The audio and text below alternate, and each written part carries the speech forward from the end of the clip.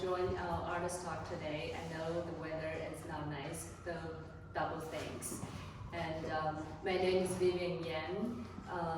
Together with my partner, Christy Ching, we have had this privilege to run in VillageOneArt for the past 5 years. Thank you. And this is our second time to curate the same show with the same name. I mean, of course, it's not the same show, In the Mood for Love. So the show is dedicated to highlight Asian women artists in the diaspora. And today we are truly honored to have 4 of them, 4 of incredibly talented artists join today's talk. So we have Ellie Kayu Ng, yeah, and Amy Liu, and Xinyu, Xiangni. So they're gonna share their unique voice and perspective with us today. Let's first give them a big round of applause.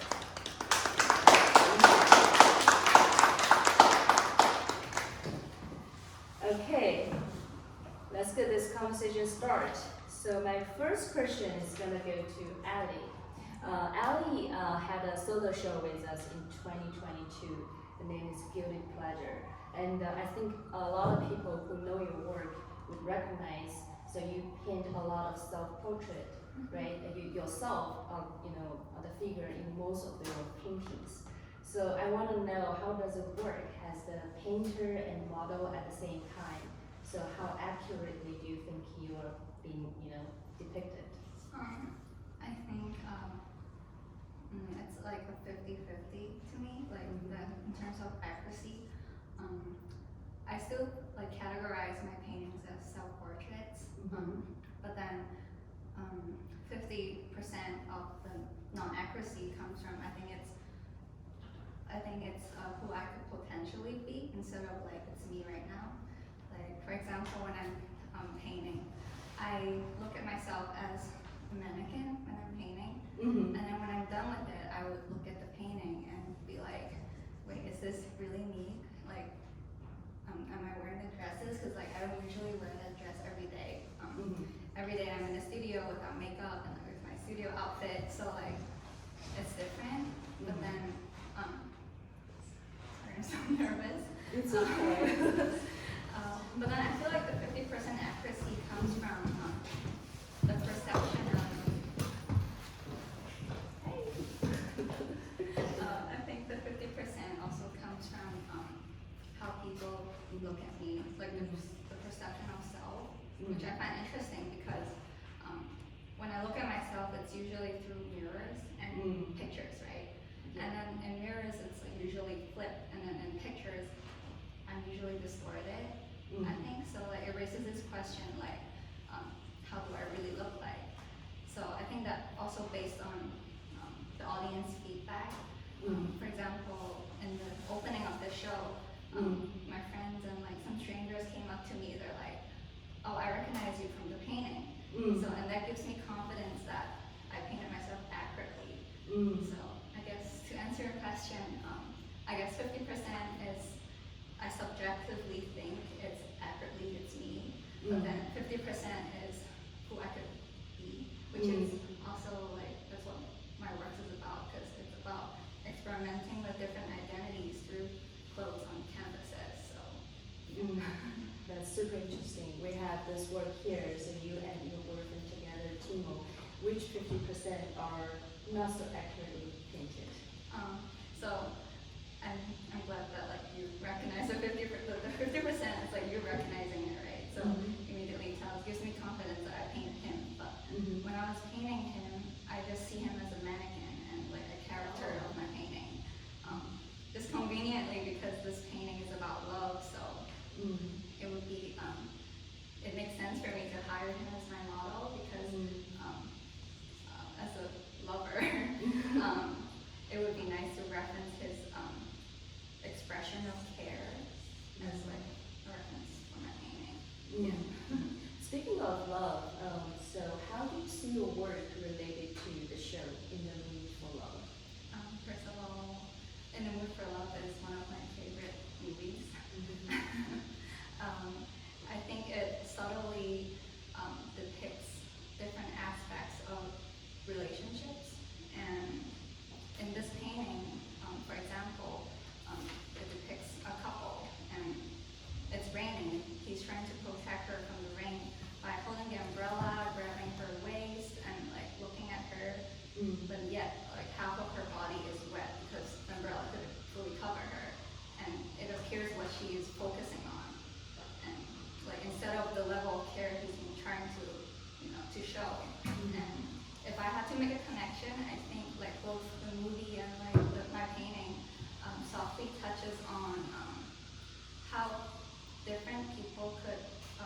receive and like show affection Hmm. when they're in love. Hmm. I don't know if that makes sense, but Yeah, we have to think about that. It takes some time to reflect what you said.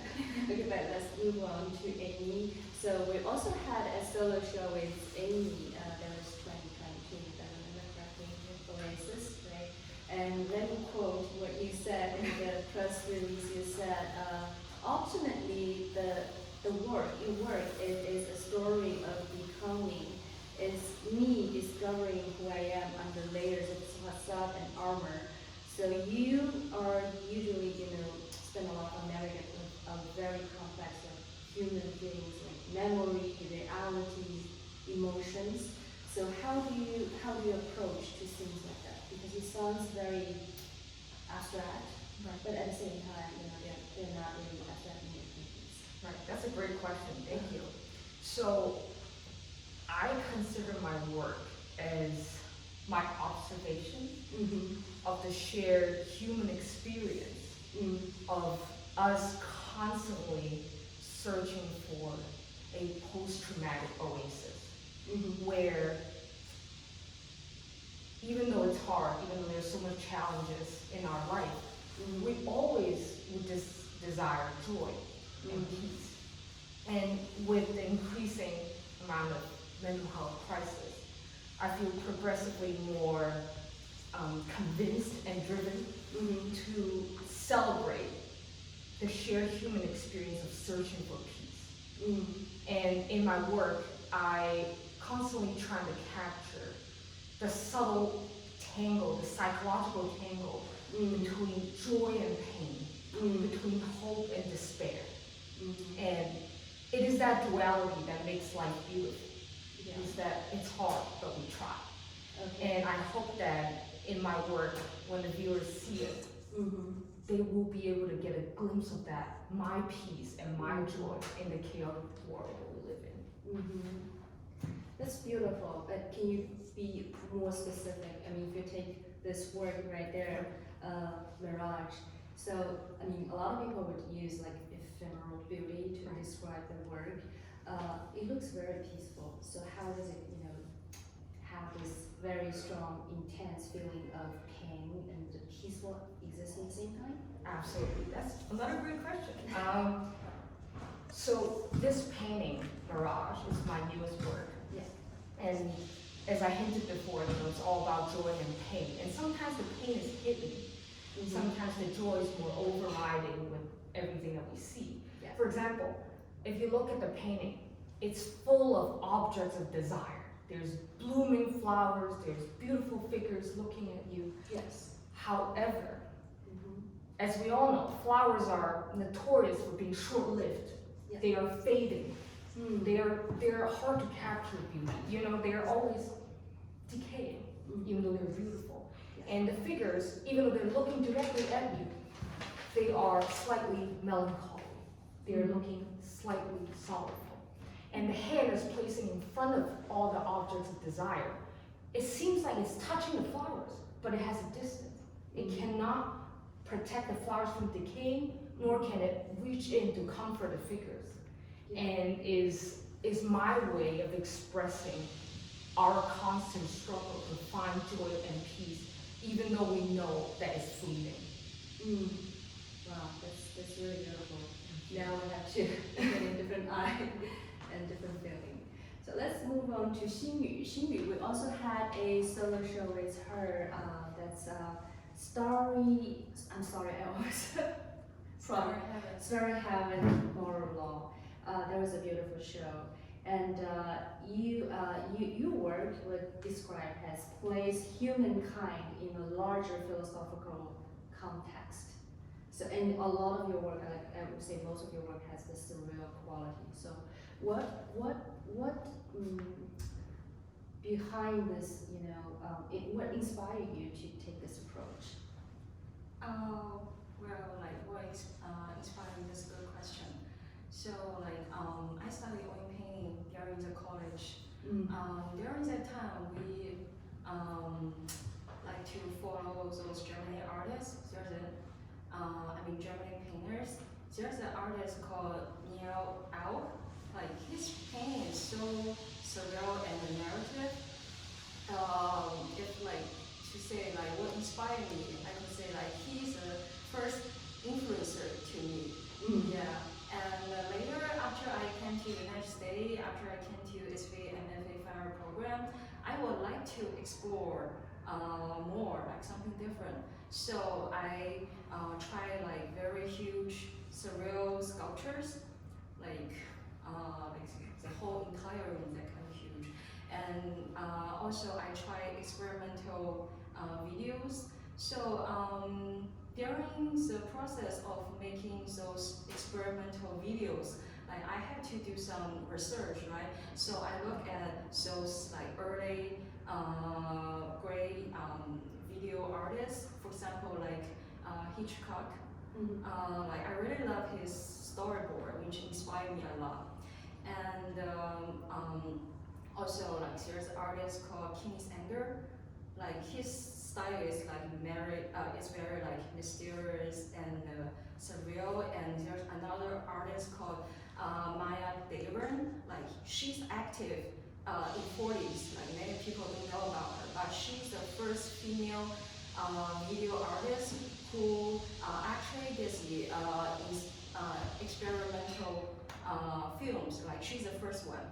And later, like those like filmmaker, David Lynch or some like Japanese filmmaker, like they're like just like I feel like they're just like following her. And so like during the process of making video works, I had to paint the storyboard in order to let the cameraman understand what I would like to shoot. So that's a process I found out like surrealism like maybe should be my style. Like I found a new way to make paintings, like different from the stuff I made during the college. Yeah, yeah, that's the whole process. Like there's many artists inspire me, but those artists who inspire me most should be those early video artists, like active in 40s, like 50s, 60s. Yeah. So can you walk us through a little bit about your creative process? Yeah, of course. The process of making art is like actually it's like cooking. Yeah. Well, like so first of all you have to find the food material, and your inspiration is like food material, which means the food, which means it's everywhere, and you have to know like how to pick them up. Yeah. Well, like usually I have a draft book with me. Like whenever I go to swing, like go to subway or go to the park, like everywhere, I just carry the draft book. Like as long as I have like something like new crazy ideas, like I have that kind of like image in my mind, like every second, I just write it down. Yeah, I just write it down. And the hardest part, like, is like how to design the details, like how to adjust the colors, how to manage the element. That's very hard part. It's like, well, when you are cooking and you need to decide like how long like the food should be boiled, and how many soy sauce you should put, and like kind of like that. So the whole process is like cooking. It's quite fun. Yeah. Okay, that sounds really fun. What about Xiangni? Xiangni also had a solo show with us that was last year, Memory Village, right? And your work also has the quality of surreal. You look very, like has a lot of narrative going on, but if you look closer, then something like seems like happening not in the real life. So, but I'm interested because I know you come from an artist family, and you had a period that being rebellious. So can you share a little bit about your journey into the art world? So I actually started drawing when I was really young because I got the influence from my parents, because both my parents are graduated from art school from China. So my mom was like doing design, and she also into fashion stuff, and but later on she was like a designer for the newspaper company. And then my dad was a professional painter, like freelance artist. So when I was little, so I started to just randomly doodling on the everybody knows like the plain white papers, and I have my mom still collect them. I think like a really huge stack of papers, just like random doodling on it. And my first two that I touched was just like black gel pen that I use. When you're a kid, it's like so hard to use colors. So for a long time, I was just doing drawings on random papers, also on my textbook. And my teacher got so mad at me because of that. And so, later on, I'm just like thinking, maybe, you know what, I'm really into doing drawing stuff. I'm really into creating this kind of my world on the paper. So maybe I should choose a way to become an artist. But I didn't really think through about this entire thing, even though my dad was like doing something relative. But then later on, I was just, so the beginning of it was like kind of tough because I just randomly decided, okay, I wanted to do something art related, but I'm just not so sure. And I'm also just, back in that time when I was a teenager, I was more into like animation, illustration stuff. And so I went to traditional art school, high school in China, and just for learning how to build up my traditional skill in doing this kind of drawings and painting, and I did horrible job. And so later on I was like thinking maybe I should go study abroad, because I did a horrible job in China, and that's not a good sign. If you want to go to a professional art school in China, you need to be really good at traditional arts. You need to paint so well, like the life painting, life drawings, you need to be really accurate, which I can't. And I'm not interested at it at all. So then I start going to school of visual arts, like everybody knows, and just but my goal before that, I wasn't so sure like what exactly I want to do. So I was just like, maybe I just do something like illustration related, but then later on I figured out, okay, I don't like to do commission work. I hate it. So so after undergrad, I just went to the Pratt fine arts department. And so I decided to be a professional painter, at least a painter, now maybe not an artist, but at least a painter. So and I find out I'm really into German expressionism, like Max Beckmann, and I also got some people saying that my older painting are more like, have a lot of influence from Paul Gengel. It's kind of the color palettes, and so I'm really into doing painting from a bit, when I started going to MFA, and I just feel like, okay, I'm really into painting, and I also do ceramic, I also do drawings, I do a lot of stuff. I'm just trying to figure it out, and everybody knows just I have a long time, like a 5 or 6 year being really lost, that I don't know which direction I'm actually going. Do I want to do ceramic? Do I actually want to be an illustrator, or do I actually just want to be a freelancer, or should I start learning design? Because it's hard, because you don't know which way you're going, and I just be copying all the stuff from online, and I also try digital arts, and it's a long journey. And then just recently, I feel like probably this year, I'm just like so certain that what exactly I'm actually doing. So, but my interest was actually always there, that I'm really into novels, I'm into films, I'm into German expressionism, I'm in the artist, if everybody know, the Nico Asselman, the French-American painter. So she also do those kind of like, I would say her painting is like, more like, looks real. So she painted a lot one of her paintings was called Beer Party at a Garden with AK. So it's a group of people having a party in a garden, and which is a live scene. But then everybody was just looks so different because some of them just like look so dead. They have like a green faces and blue faces, and it actually inspired me so much that I myself was like really like to do this kind of scene. It looks real, but also was how do I say that? It was, but I don't want to paint it real. So it looks real, but it's not so real. It's from observation, but combining with my imagination. I think that's pretty much where I'm going right now. And the painting that I have here was from my undergrad, which you can, is right over there, which you can feel like it's kind of still in the lost situation. But it's fine to go back to see older stuff.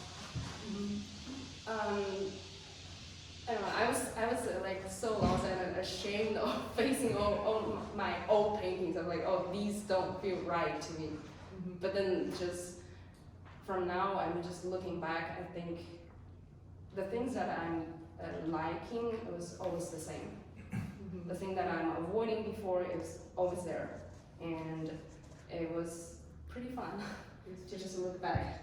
Yeah, speaking of self-portrait, Ellie just told us about she painted self-portrait and look at that, feel like, oh, you know, sometimes it's hard to look at the self-portrait. You said the same thing. Right, it's hard, and it's hard to face older version self.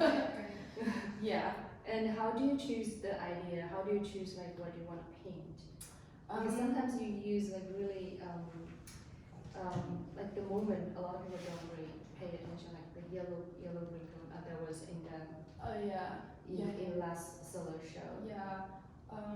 So a lot of them was like inspired by novels, of course, and also my life experience. I was always into folklore and folktales. So as an Asian girl from China living in New York City, I try to combine this kind of stuff. Like from my view of living in this world was my experience, and I really like to.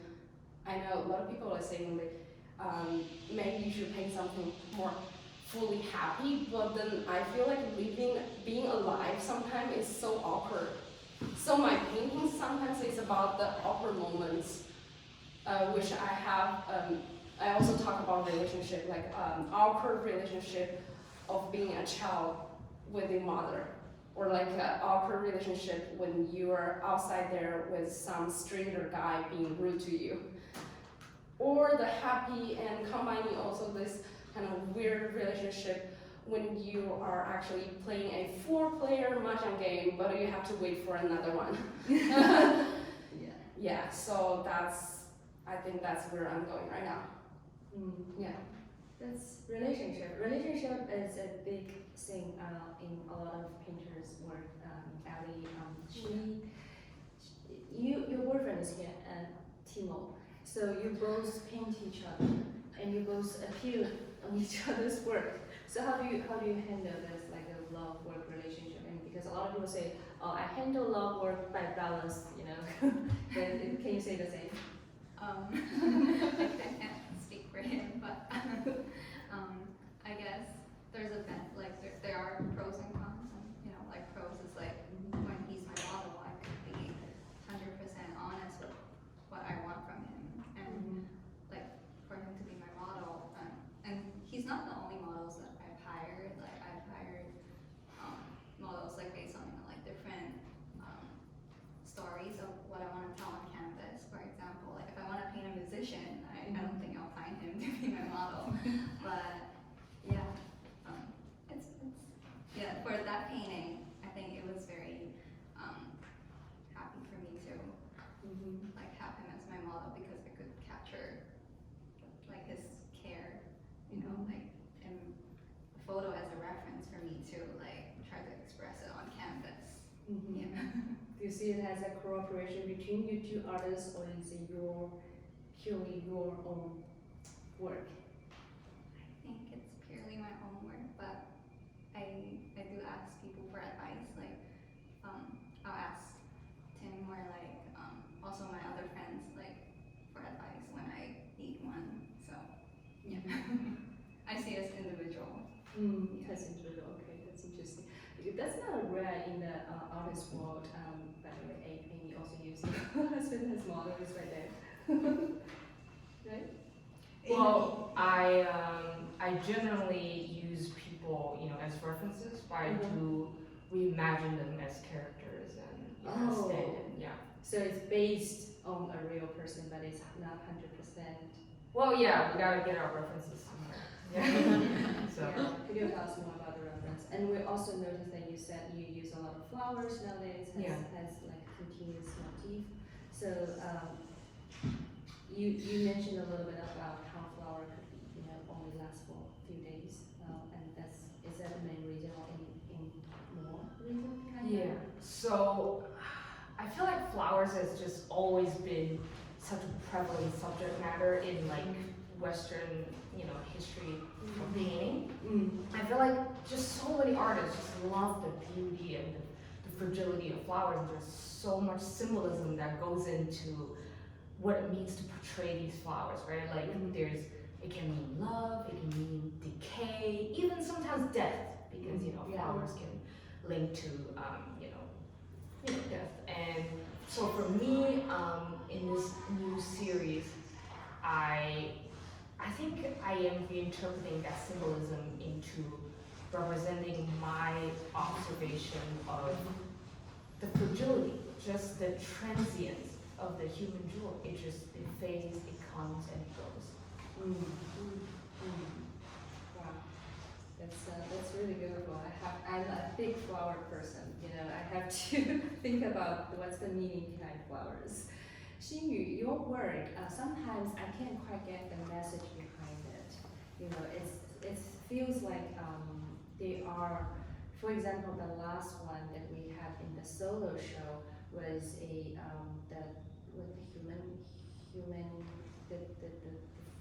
watermelon one. What's the The name? watermelon one? The Oh human. yeah, I remember the zebra one, right? Yes, it has like very deep philosophical meanings behind each work. So do you always have that message ready when you paint a new work? Where do you get your reference from most of the time? Well, it's just so it's kind of like inspiration, like just suddenly coming to your mind, like in a second. In a second. Yeah, in a second, and you just adjust it, like those elements, like make sure your audience can get your vision. Yeah, make sure they can get something. Yeah, something like very strong and surreal and narrative. Yeah. Can you give us an example, like what's behind this work? What's the message behind this work?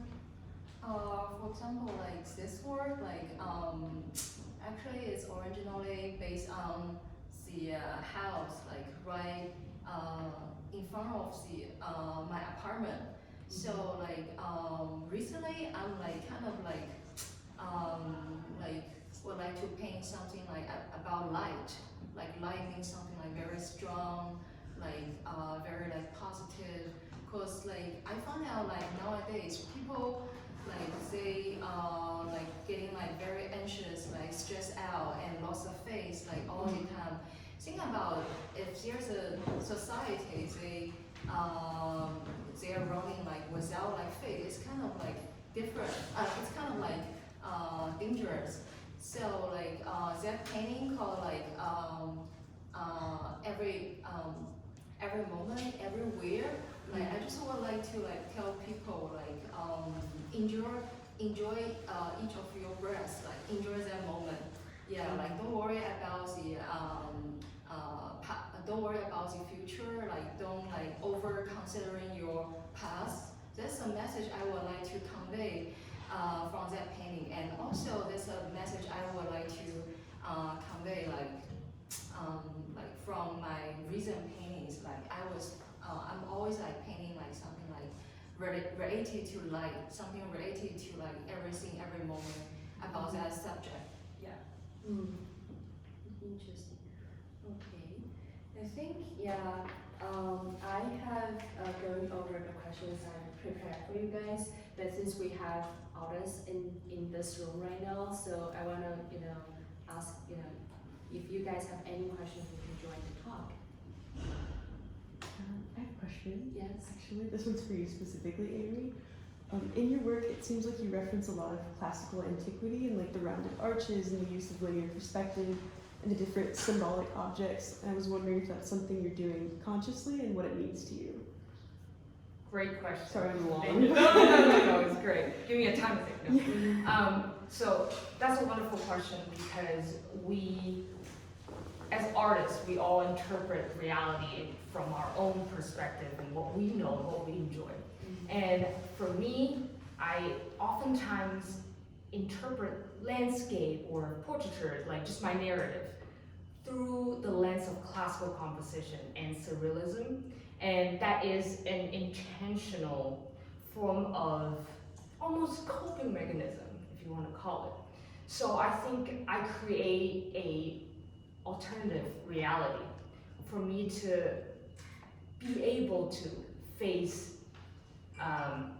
very hard to swallow emotions. It's giving me a space to reconsolidate, reimagine the memories, the emotions that otherwise might be very hard to remember. So that's why I oftentimes reference 15th century art, which is also part of my, formal training at the New York Academy of Art. We had a lot of classical art influence, so it's part of my formal background. And it's my way of being able to step back and look at things from above, instead of in it, because sometimes that's all we need. Thank you for the question. Yeah, of course, thank you. Yeah. Is there any other questions?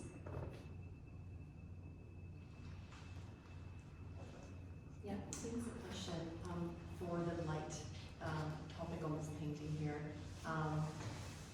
What does the person on top of the house represent? And you mentioned it kind of relates to past and present. If you can talk a little bit more about that, it's really interesting. You mean like from that person? Yeah, I guess it's separate. Who's that person? And then just more diving deeper into like the past and present idea.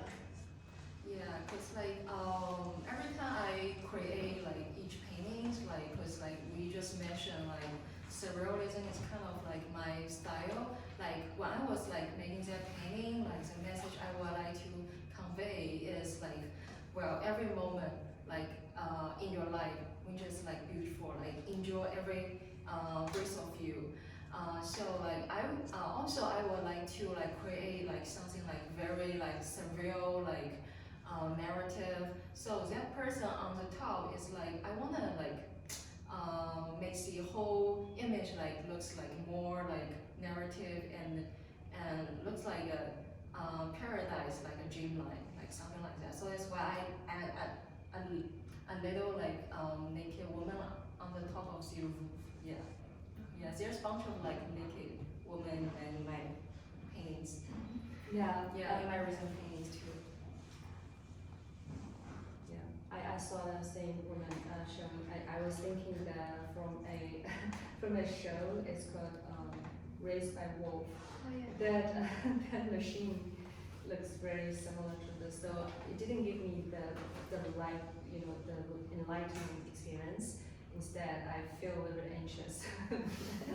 Yeah, but I guess everyone has different, reactions. Any more questions?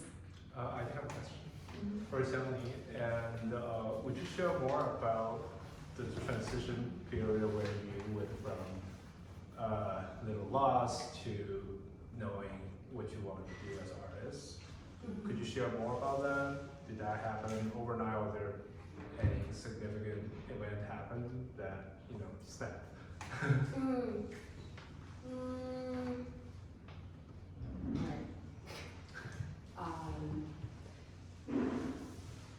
I think it happened.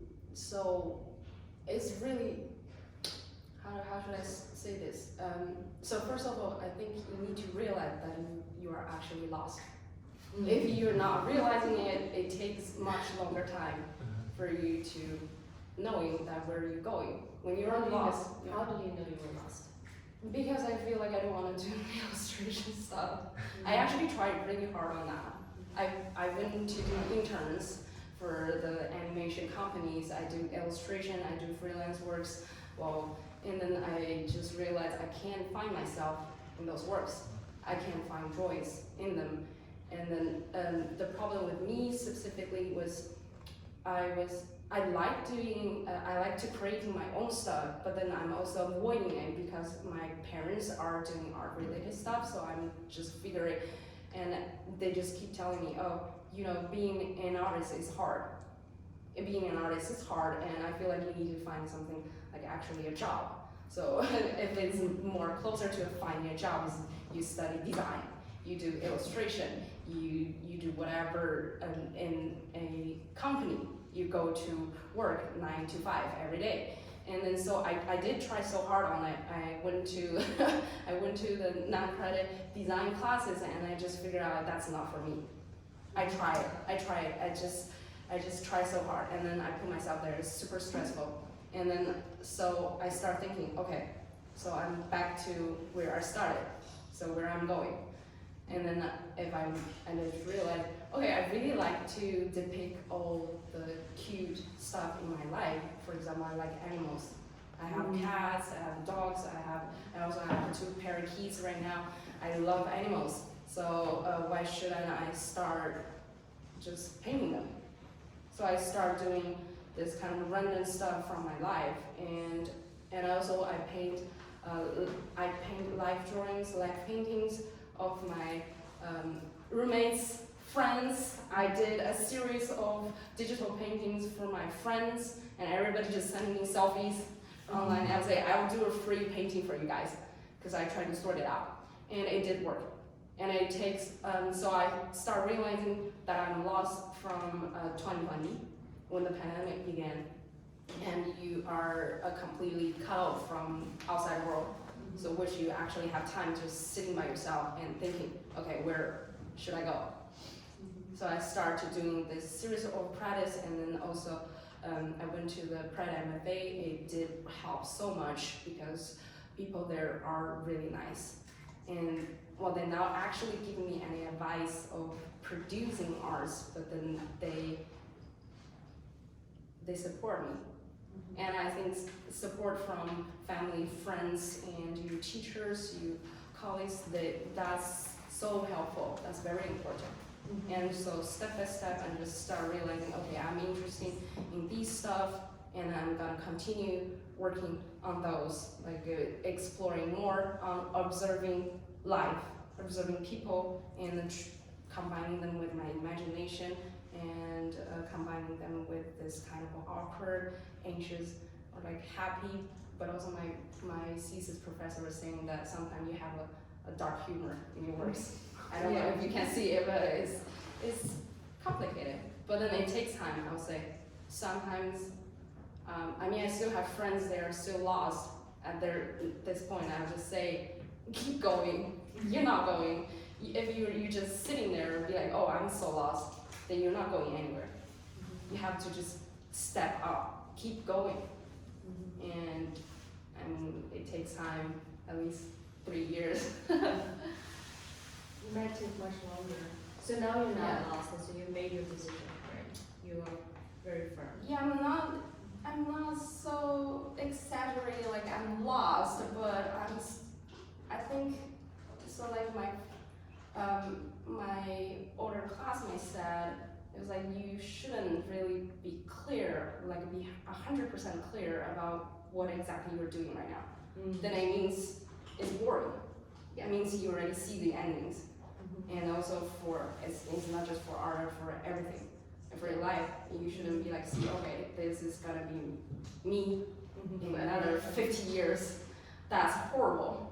So you have to give yourself some space of making mistakes, of trying new stuff, of exploring things, and allowing you to, I don't know, to find more stuff. I mean, I'm not that lost, but it's still feel like I'm walking in a place that I don't really see how I'm gonna look in another 10 days. I think it's pretty good. Yeah. Speaking of which, I said, you have a question? Because both of you are very, very unique and very different, and when you're making a choice, like where do I go artistically, how do I approach my work, how do you know this is something that you're just in the right place? I don't know. You don't. You know, Yeah, like, you're not supposed to know. You know, like speaking of like uncertain, like just like what she said, like give some space. Like there's someone told me like if artists like living in that kind of like uncertain environment, actually it can like produce like great works. yeah. If they start like living a peaceful life, like They're like gonna commit everything's great, suicide. yeah, like yeah, it's boring and the work looks boring too. Yeah, yeah, that's what people told me before. Yeah. So you guys are in constantly uncertainty. And that's we what enjoy it. Uncertainty means freedom I and love taking that. a risk. Yeah, I love that. I think that's right. And you have to be in a way that is constantly changing environment, and your mind is not set. Yeah, it's always evolving. I think there's a feeling when you feel like when you're looking at a painting in progress, your heartbeat is racing. You're staring at it. Then you know You- it's right. You don't know, but you're staring at it. You're like, this could go very right or very wrong at the end of this month, but I'm doing it anyways. I think that's how I decide. I'm sorry, go ahead. Like, I just think for me, it's the excitement, you know, like when, after I finish this painting, I feel excited by looking at it, like I'm excited to create another one, and just, I feel like, not being lost is, just trying to find things that you're interested in constantly, and, yeah, just don't feel bored about it, and, yeah. Interesting. Any more questions from our audience? I guess I have a question. All of you guys' work has a certain narrative element in all you guys' paintings. Do you guys do that intentionally or something that just happened naturally?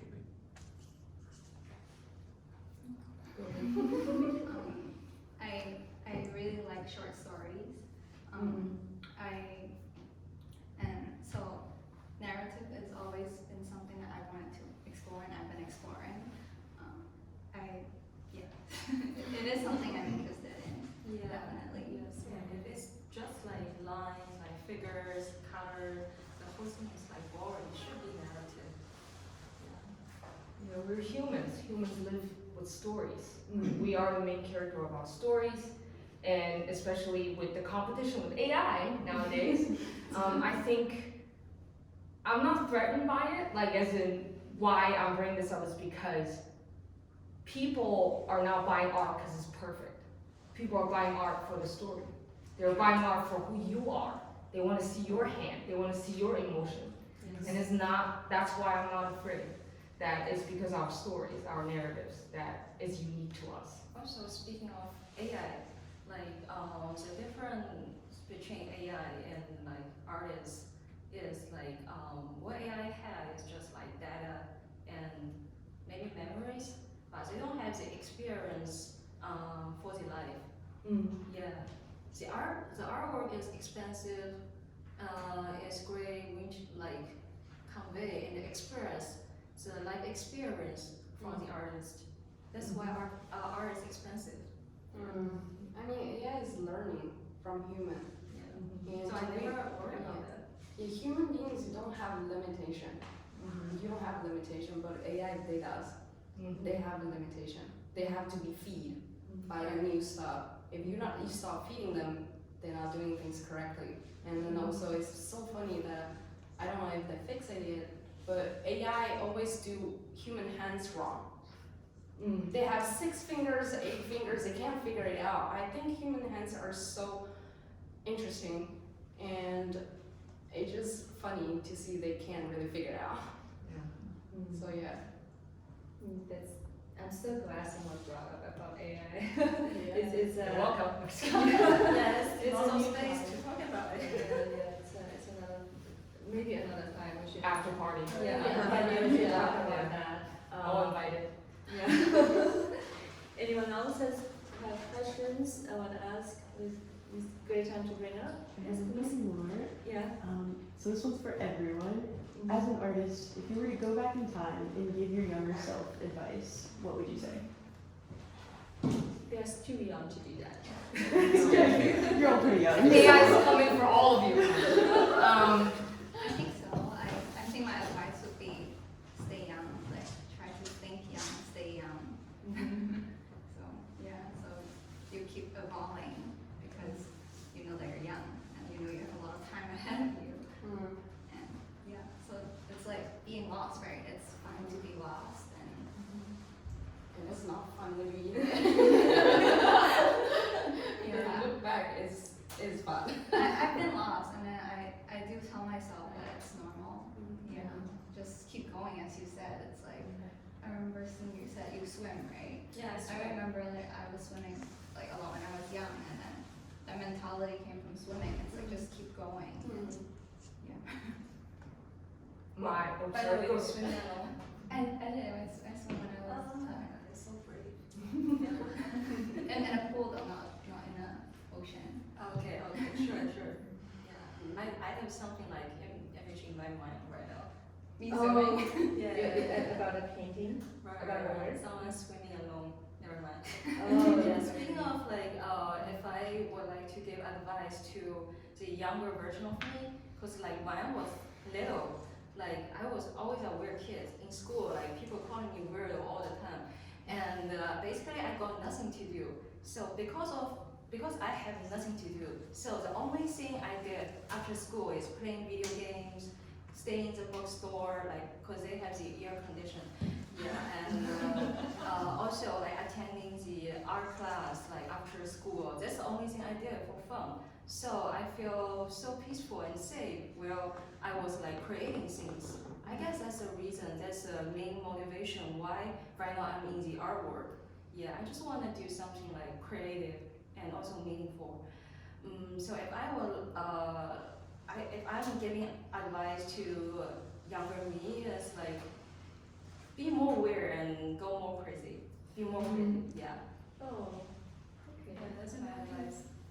That's a good advice. What about you?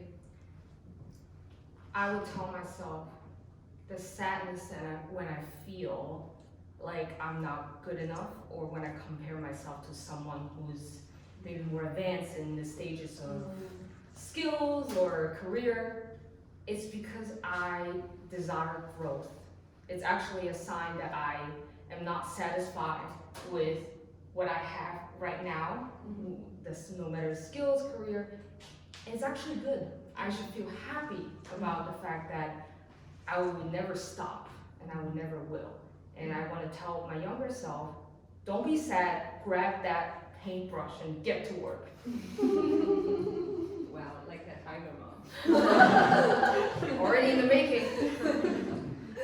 So funny. Not here related, but but if I'm giving younger self advice, I would say enjoy life. Yeah, go. I should go travel more places when I was still young, but I didn't because I feel like, oh my god. Get to work first. Yeah, that's what I was thinking. So you guys Back spend then. time on like studying? Sitting in Studying. my apartment, and that's sad. Sitting? Yeah, it's sad. I should go somewhere else. I should be more brave. Just step up. Yeah, I'm sounds trying. like, yeah, it sounds like quarantine. Quarantine, yeah, quarantine for me for like in past 7 years. Great, I'm finally out. Well, thank you. That's great advice. Be brave, work more, crazier, and yours is where? Stay young. Stay young. Good. Thank you. That's great talk. Thank you. Thank you. So in the Mood for Love, the group show, actually we had invited 17 artists. So we have 17 artists artwork here. But you know, I wish I could invite them all here because they're all very interesting artists. They have very beautiful character. But you know, coincidentally, 4 artists sitting here today, I believe their very first solo show is in our VillageOneArt. Yeah. All of you. Yeah. Thank you. VillageOneArt support talented young artists. So thank you for. Yes, we for do. your- Yeah, Thank you so for much. giving us the Thank you for your. Cut the camera.